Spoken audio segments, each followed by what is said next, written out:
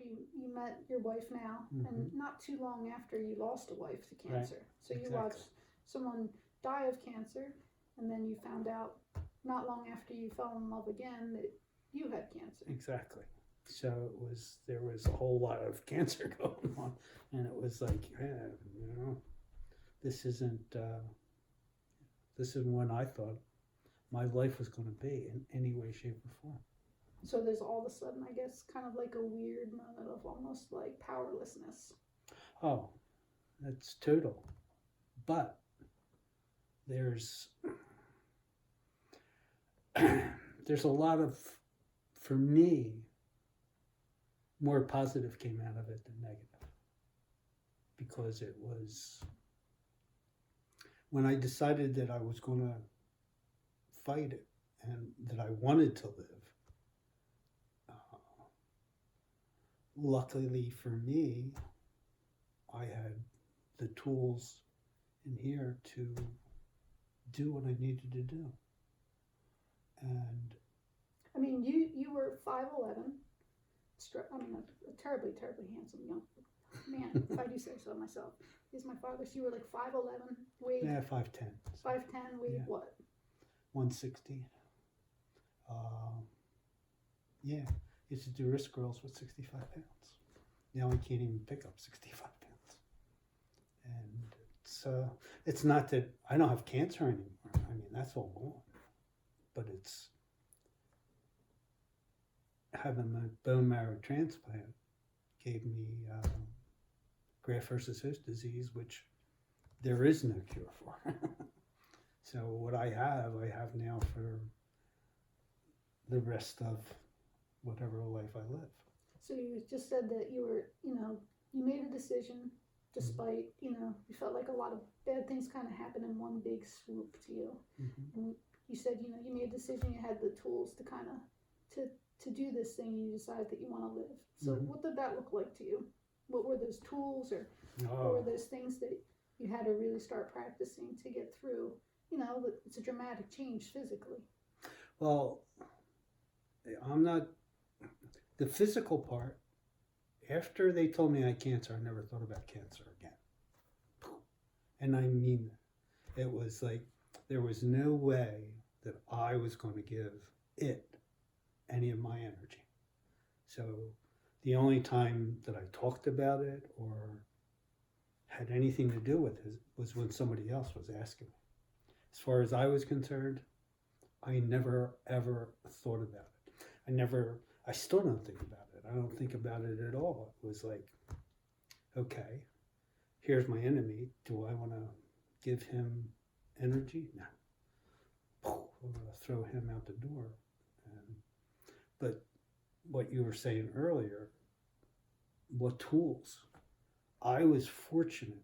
I mean, unbelievably fortunate that when you were a little girl, I started on that path. I started looking to find who I was, nothing else, not a God or anything else. I wanted to know who I was and what made me different, what made me connected to God, what made me the person that I was and who I really truly wanted to be. And I looked for that for 40 years. And I went to Australia, I went everywhere that I could to find teachers who could give me ideas. I didn't go to anybody to say, I want you to tell me how to live. I went to people and said, how do you live? What is it that you do? How is it that your life is different? And I took things from everybody and made it into what I needed.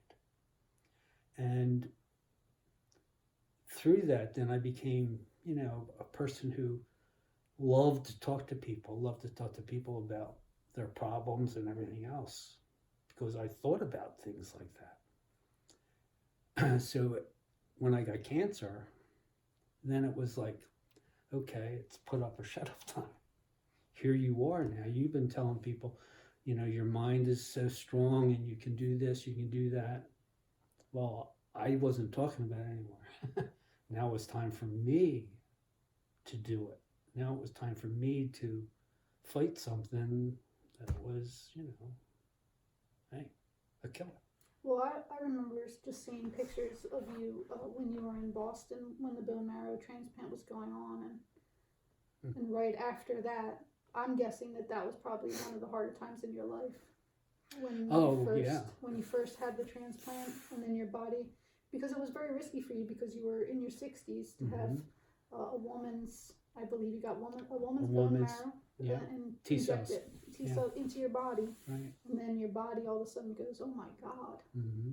thank you, but what the hell is this? Well, what it is that her immune system then got into my body, and the main problem was that for my entire life I was a sun worshiper. I used to just lay in the sun for hours. Well, more than likely this woman didn't.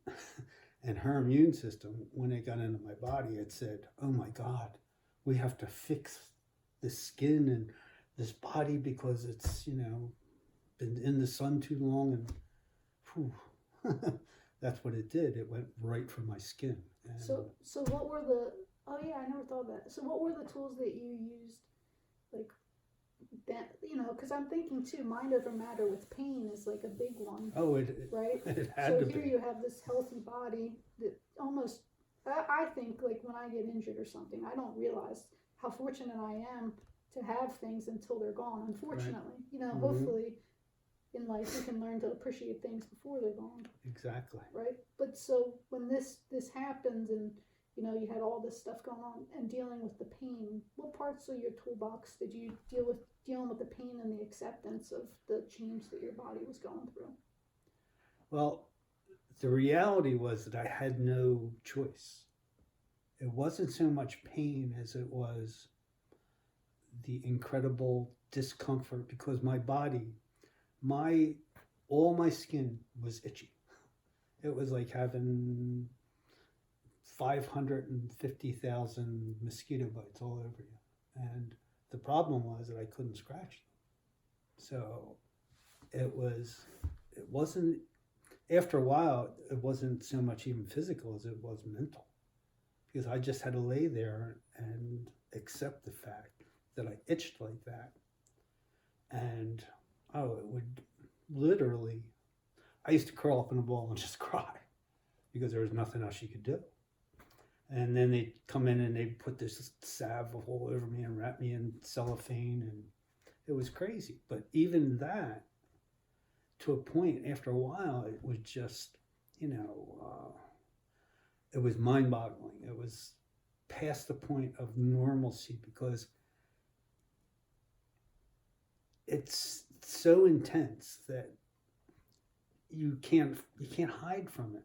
And even when you go inside your own head, it's still there. So that's an interesting thing that you just said, that I've never, like, the pain was so intense that you can't hide from it. Some things in life we can hide from. Yeah, you can't hide from that. You can kind of like, I don't know, go for a run, take a drink. Yeah, exactly. Or eat take a pill or do something. But they gave me morphine and it didn't do anything. And it was just like, why should I? At least without the morphine, I could get up and go to the bathroom. The morphine, I could just about move. So there came a point where I knew that I had to do something, and I knew that what I was doing really wasn't working. And it's a story, but one night I was laying there, and I was just out of my mind. And a commercial came on TV. And the song in the commercial was Sylvia's favorite song. And when that happened, I realized that through this process, I really wasn't connecting with her. And for me... So Sylvia is your wife that passed? My wife who passed from cancer. And you were with her for 20 plus years? 22 years. And she was, without a doubt, the person who inspired me to do all the things that I did, to go to Australia, to find out who I was. So when this commercial came on and I heard that song, I instantly thought of her.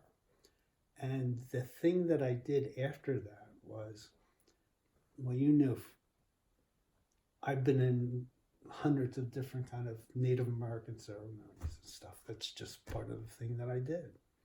And in each one of those, they always, in the beginning of a ceremony, they invite all your relatives, your ancestors.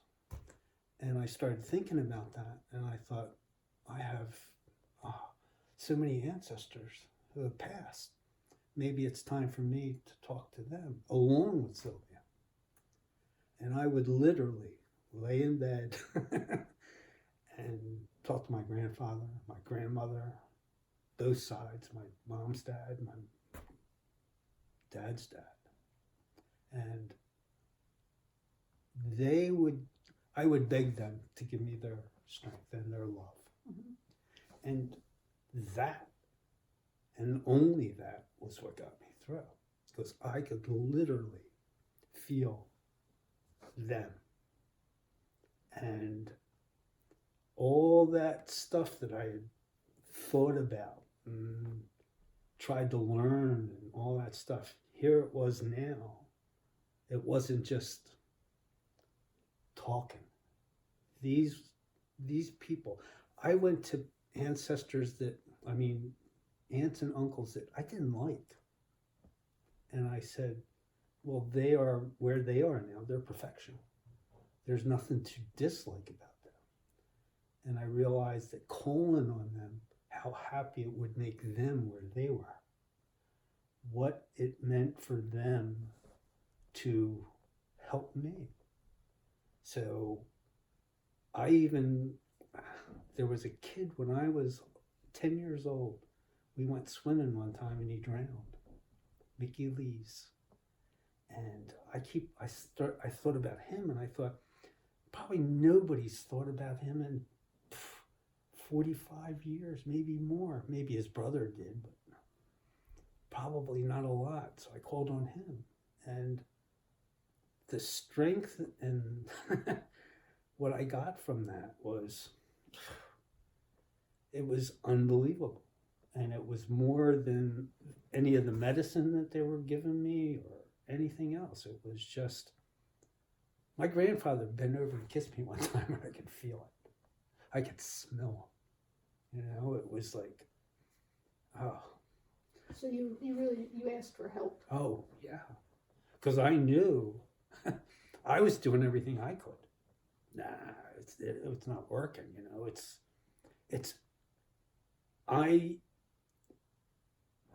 The hardest thing for me, when you were a little kid, and I always was the provider. I always took care of everybody, more or less. I mean, I had the job, I did this. For me to ask somebody else for help was the hardest thing I ever had to do. And here I was now. I was dependent almost on everybody else, because I couldn't do a friggin' thing. And I took it that step further and asked for help from people who weren't even here anymore. And the reality is, I love the TV show Vikings. And in one of the shows, a woman was talking to her 2 children. And she said something that I really freaked out about, because it was just, to me, it made so much sense. She said that when we die twice. The first time we go to Valhalla, but the second time we die is the last time somebody here thinks of us. And then after that, we're really dead. But also the idea of giving them that respect and letting them help you is, think about it. Think about being the perfect soul on the other side how eager you would be to help somebody here, especially somebody who's giving you that kind of respect and trying to make something happen between this side and that side. It's like helping the oneness. Can't beat that. Mm-hmm. So, so you asked for help. You thought about your ancestors, and you got through the bone marrow transplant, and then you come back and you have to do. Oh, I totally live a different life. I mean, it's not. There's so much that I can't do, and it's very difficult. Not for me, because I just live it. I hate it because for Jeannie. I mean, I'm not big on going out. I really shouldn't go out because of my immune system and stuff like that. So I'm pretty much a homebody now, and I do as much as I can physically, but well, I started physical therapy, so that's helping, but I'm not, I can't bump into something because I gotta. So what do you think the purpose? I mean, the purpose sounds kind of weird. Why do you think? What do you think you're learning now from this? What do you think you can take from this whole thing and kind of offer back, or how do you try to use it for good? I guess. Well, number one, the most important thing is respect your body. People have no concept how important their health is. I mean, that's one of the oldest sayings in the world. Oh, you always want your health. You always want your health. Well, when you don't have it, then it becomes quite apparent what that really truly meant. But the other thing I think that for me as an individual, not for all the people who are around me, but for me, it was just understanding what the reality is of what we're capable of. Because, I mean, the reality is that, well, you even said it, that I'm a miracle painter. And I shouldn't be, but I am. And I think that is because I believe that I'm supposed to be here. I believe that I serve a purpose in what I am, because hopefully somebody else will look at me and say, well, if he can do it, then I can do it. You know? I mean, there's a lot of people. I told you about that 22-year-old kid at the hospital. I mean, imagine that. I mean, 2 hips transplanted already, and he's got the same thing I do. And I just, when I start to feel bad, I just think about him.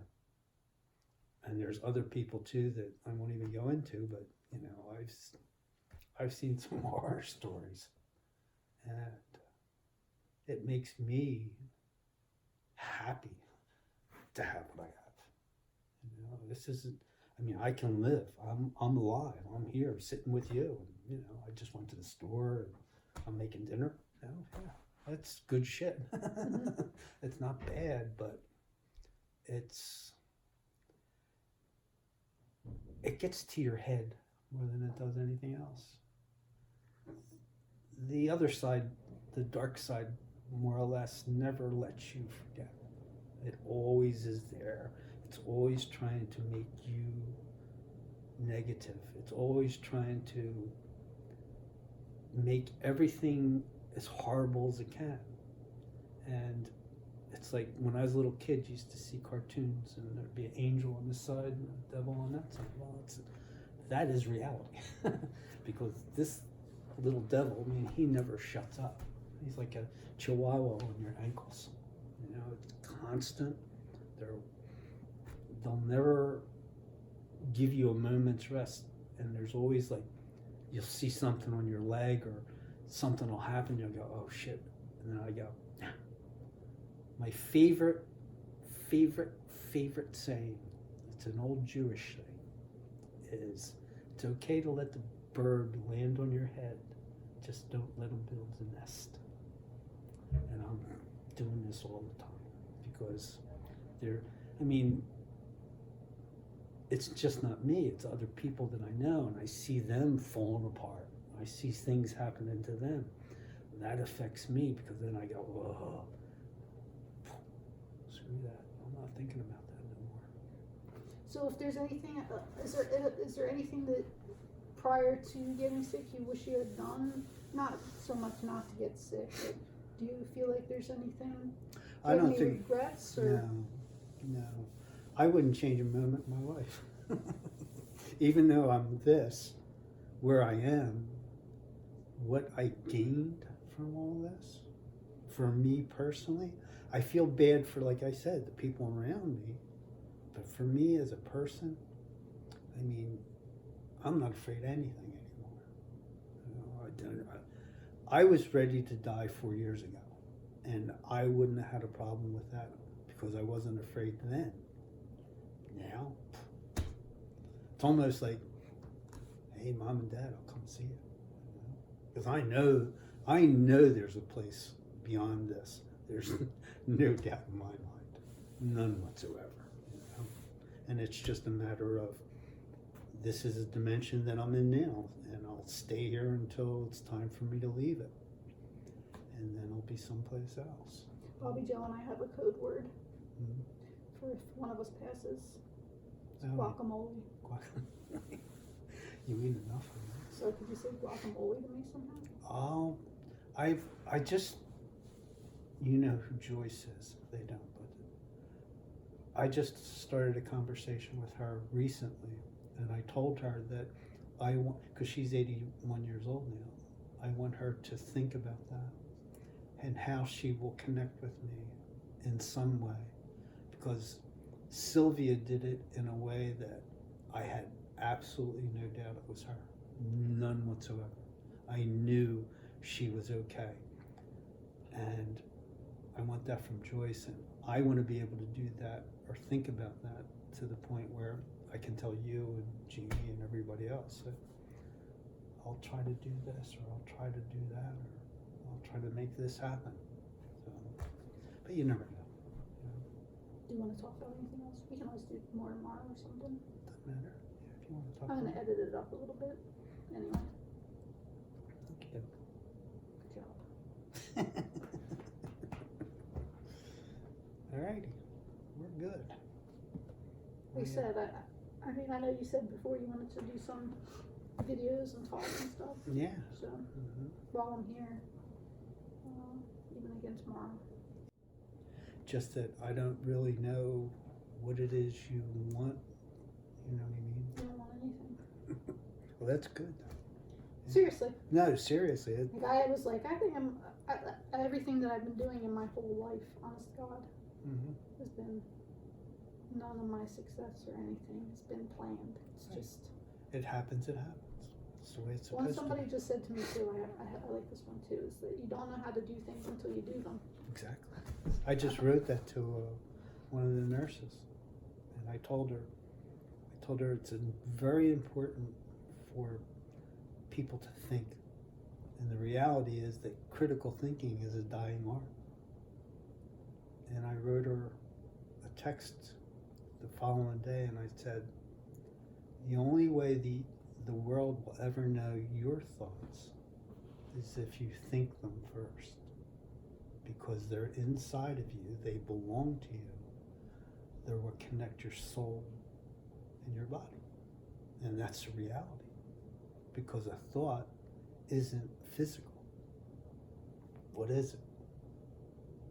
It's what's inside you. And when people don't think, they rely on other people's books and other people's blogs and all that other stuff, then who are you? The only way you find out who you are and how you relate to everything else is to think about it. And when I first went to Tom Brown's, I remember there was a bunch of people there, and they were, I read this book, and I read that book, and I read all these books, and da-da-da-da. And they asked me how many books you read, and I went, one. They said, you only read one book? I said, yeah. I said, if I have the time to sit and read somebody else's thoughts, I want to think my own. What makes my thoughts any less than Tom's? Might have a better thought, but if I never sit and think about something, I'll never know that. So that was when I was in my late 30s, early 40s, I started thinking like that. And I thought, I used to sit out in the back for hours, and I'd think about one thing. I'd give myself a subject. What about this? What do you think about this? And the reality is you can ask yourself 1,000,000 questions about one thing, as long as you spread yourself out and think about all the aspects of whatever it is. It doesn't matter what it is. And it's amazing because the more you do that, the more you're inspired by your soul. It's over there, okay? And it has nothing more that it wants to do than to help you. It wants to get you into a position where you understand and everything else. Most people have no contact with their own soul. That was another thing I did in the hospital. Really, really get into the whole idea of connecting with my soul again. Because, well, for a year or so before that, I was going through all this crap, so I really wasn't thinking about my soul, you know? I was thinking about all this crap. And getting in touch with your soul. The more you do that, it's just like anything else. You don't have a friend that's a stranger. Friends are people that you relate to. Friends are people you talk to, you have relationships with. How many people have a relationship with their soul? How many people really sit and talk to their soul? I do. The whole idea that my soul is there and it's a part of God, it's a part of me, it's what connects us. Well, I want to help them. So I want it to do everything that it can to help me understand that. And when you give it that kind of, well, ask for that kind of help. Nothing more it wants to do. Just like my grandparents, my dad, my mom and all, and they give me stuff. My soul's right here. It's not on the other side, within me. Man, talk about wealth of knowledge. I sit down and think things that there's no way I should know. But they come to me, and it comes to me because I believe that it will inform me, tell me the things that I need to know. And it does. It's crazy, but it works. You know, and everybody has the ability. Everybody can do that. There's not a human being alive that doesn't have a soul. And every one of our souls is eager, absolutely eager to do that. Check it out. Do it. You know, tune into your soul. Say, hey. But it's not something you do in 5 minutes. It's not something that happens in 5 minutes. Because once again, it's like any relationship, you have to build that. And when you do, it understands more so than you do how much you desire what you want. And desire is a whole lot of it. And belief in what you want, why you want it, keeps you in check. It's neat stuff. It's what keeps me going. You know?